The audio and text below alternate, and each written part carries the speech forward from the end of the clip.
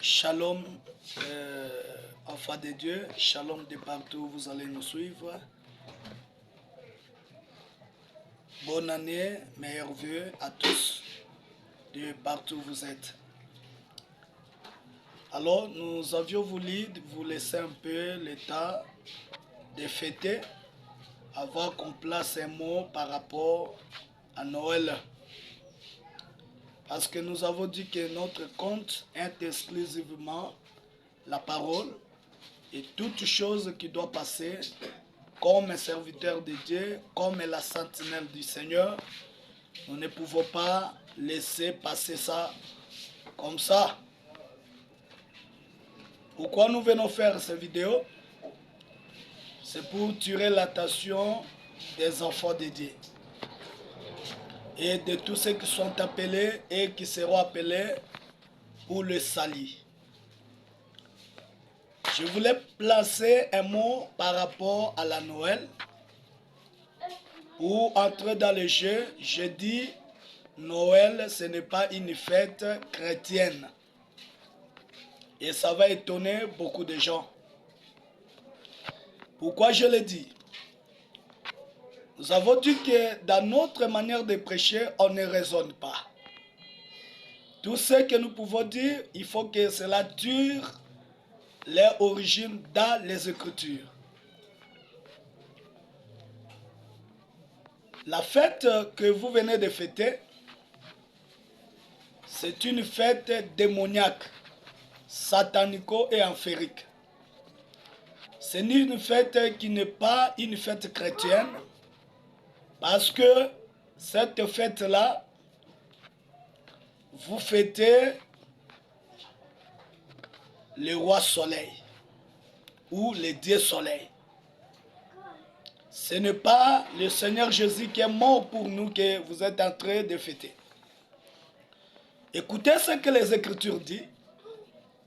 Pour entrer, je prends une écriture dans la sagesse de Salomon. Je suis dans le livre d'Ecclésiaste, chapitre 7e. La Bible dit que le jour de la mort est plus que le jour de la naissance. Et cela, ce n'était pas en vain. J'avance encore pour dire ceci. Dans le livre des Psaumes, chapitre 2e, verset 7, la Bible dit que tu es mon fils, je t'ai engendré aujourd'hui. Voilà, c'est là que je voulais commencer cette exhortation ou un enseignement pour les autres.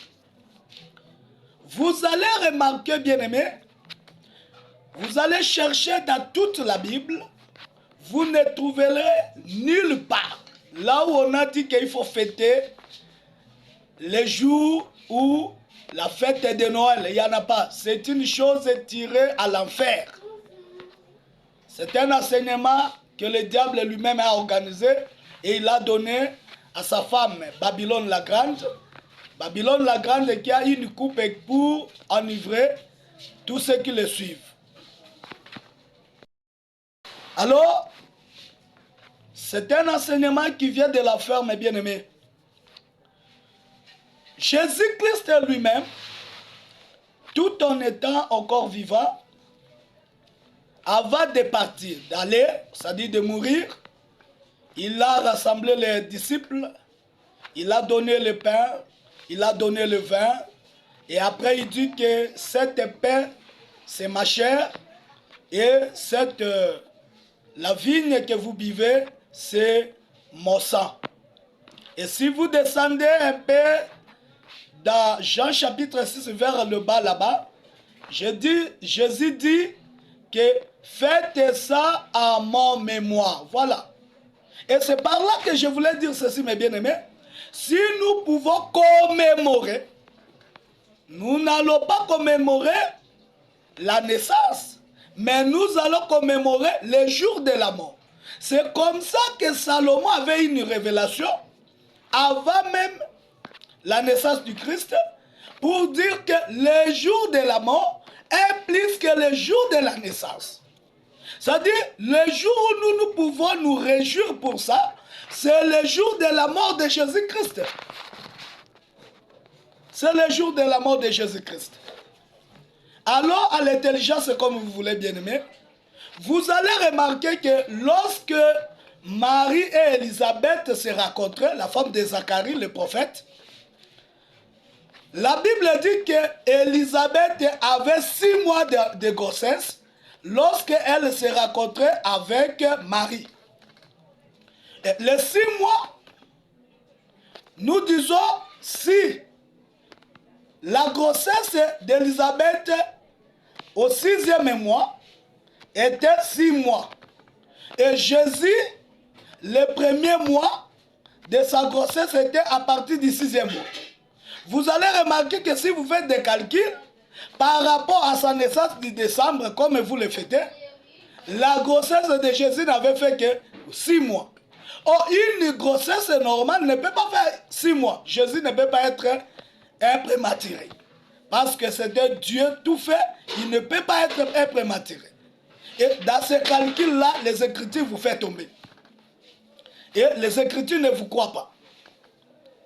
C'est pourquoi vous allez voir même Jésus lui-même est bien-aimé. Lorsqu'il vient parler sur la naissance, Jésus ne parle pas sur la naissance du jour de la naissance de la façon de ventre de sa mère, mais il parle toujours de la naissance qui est la mort et la résurrection. Je suis dans Jean chapitre 3. Le Seigneur a raconté qui? Nicodème. Et il a dit à Nicodème que si tu n'es pas de nouveau. Or, lorsqu'il parlait de Nicodème comme ça, il ne parlait pas par rapport à la naissance de Nicodème quant à la chair, parce que Nicodème était déjà né, grandi, un vieux. Mais il parlait de la mort de Nicodème, c'est-à-dire, il parlait de la mort qui est le baptême et la résurrection. Voyez? C'est pourquoi même Romains chapitre 6 nous dit, lorsque nous sommes baptisés, nous mourons avec Jésus et nous ressuscitons avec lui. Et cela nous prouve que le jour où nous devons nous réjouir, bien-aimés, par rapport à notre Noël, c'est le jour de la mort. Ce n'est pas le jour de la naissance physique. Or, la mort dont nous parlons ici, c'est le jour où l'homme croit à la parole. Écoutez, je suis dans Matthieu chapitre 12, à partir du verset 46. Un jour, Marie est venue avec les frères de Jésus pour le chercher. Lui, il était dans le temple en train de prêcher la parole. Et ils sont arrivés, on lui dit que ta mère et tes frères sont dehors. Jésus dit, qui est ma mère? Qui est mes frères? C'est ceux qui écoutent ma parole.